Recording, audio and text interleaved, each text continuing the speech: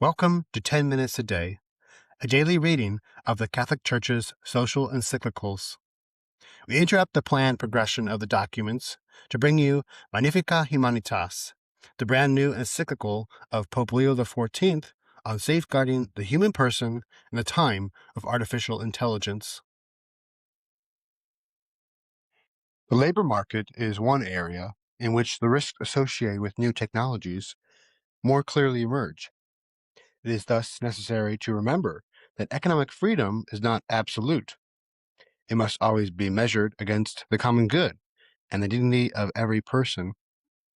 Entrepreneurial initiative can indeed be a true vocation, generating wealth and improving lives, rather than a variable that is dependent only on profit. This is possible when it recognizes that the creation of dignified, valuable jobs are an essential part of its proper service to society. With prophetic spirit, Pope Francis warned against an economic freedom proclaimed only in words, while actual conditions prevent many from benefiting from it.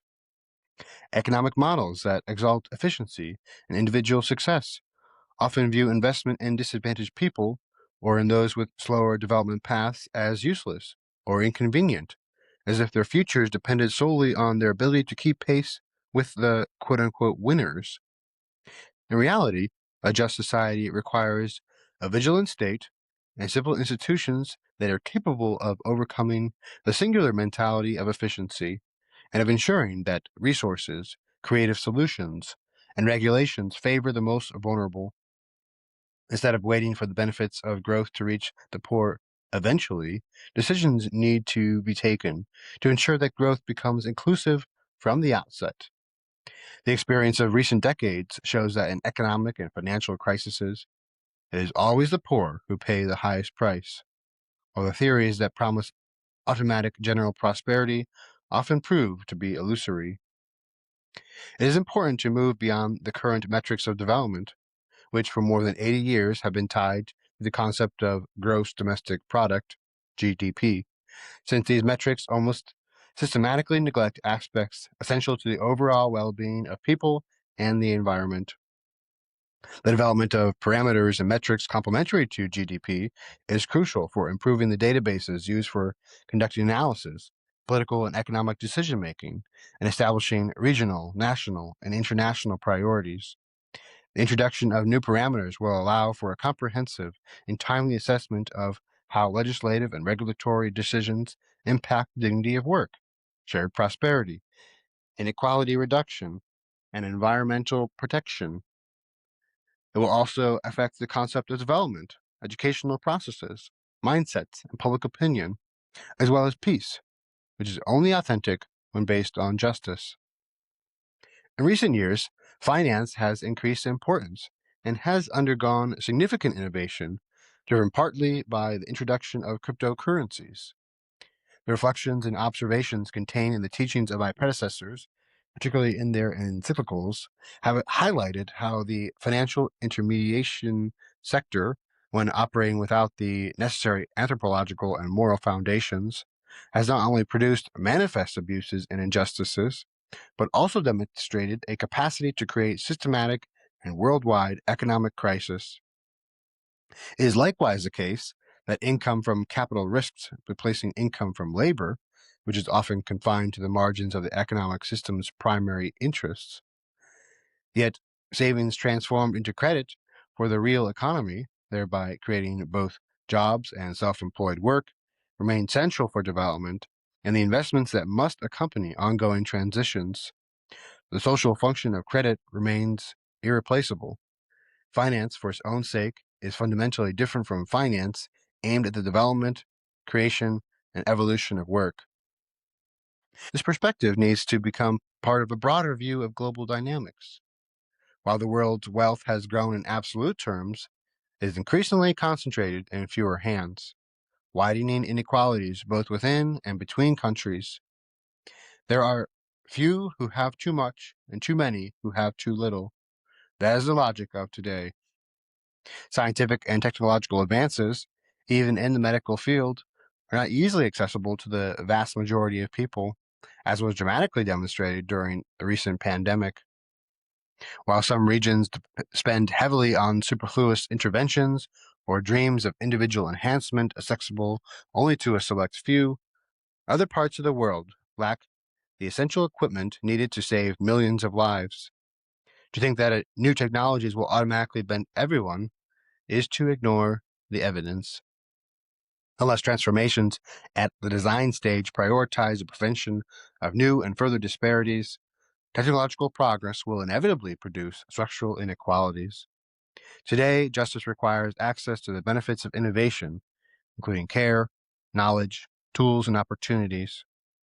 Just laws and methods of redistribution are certainly necessary for correcting imbalances, including tax systems that lighten the burden on the weakest and ask for more from those with greater resources. However, the pursuit of social justice should not be considered a separate issue that follows only after the production of wealth, as if the economy existed solely to create wealth, with politicians only intervening afterwards in order to distribute it. Indeed, justice concerns every phase of economic activity, from resource acquisition to financing, and from production to consumption. Every choice has moral consequences. More than ever, in the age of AI and robotics, it is no longer possible to rely solely on the invisible hand of the market. Politics has the task of orienting. Cut this, take it out.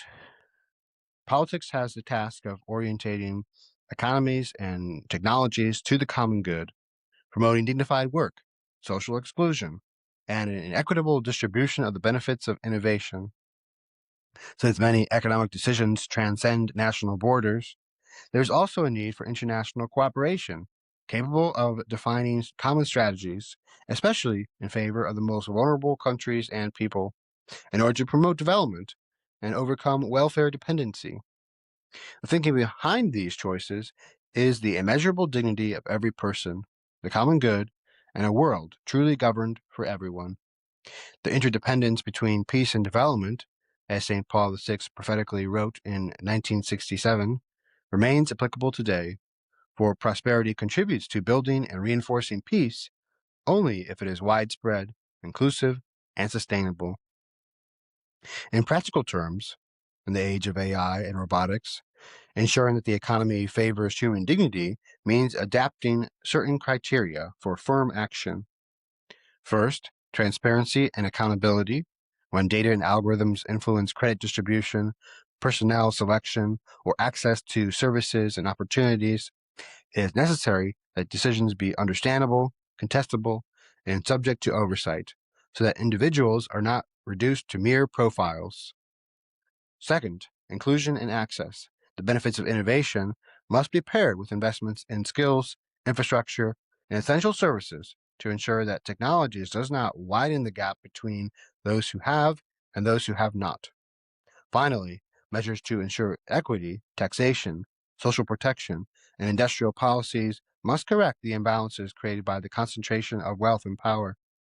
Indeed, these criteria do not constitute a curb on innovation. Instead, they make it more civilized and humane. The family is a primary social good.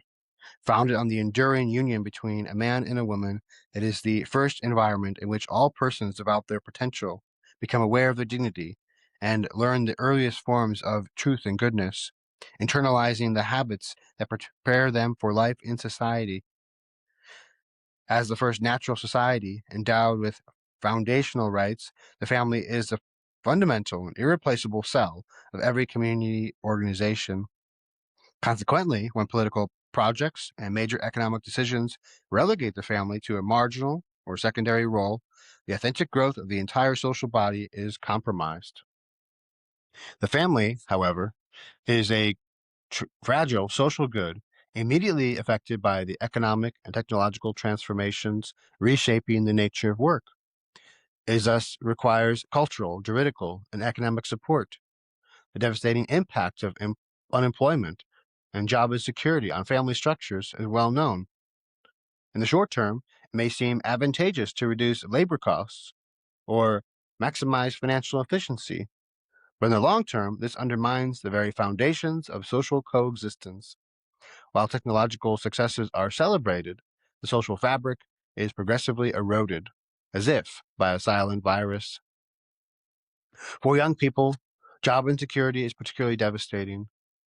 As the bishops of the United States of America have recalled, work is not merely a source of income, but a crucial sphere in which identity is formed, friendships and relationships are forged, practical responsibilities are learned, and one's vocation is discerned.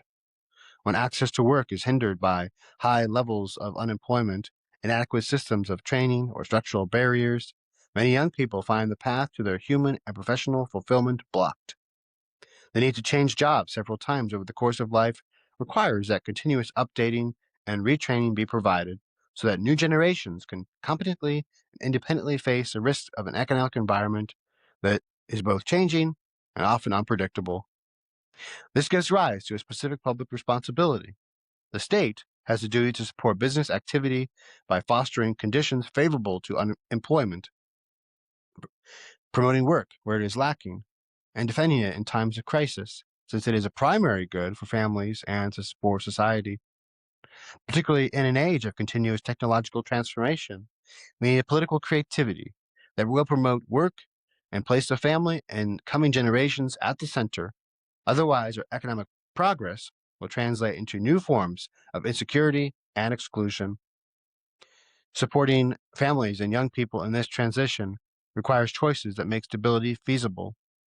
As has been noted above, labor policies need to promote continuity and the quality of employment, countering insecurity as a normal condition of life and encouraging realistic paths for entry into the workforce and for professional growth.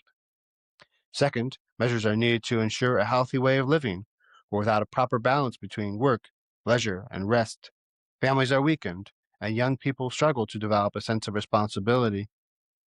Furthermore, it is essential to invest in inaccessible education and retraining so that the professional mobility demanded by the digital economy does not become a harsh selection between those who are able to update their skills and those who cannot.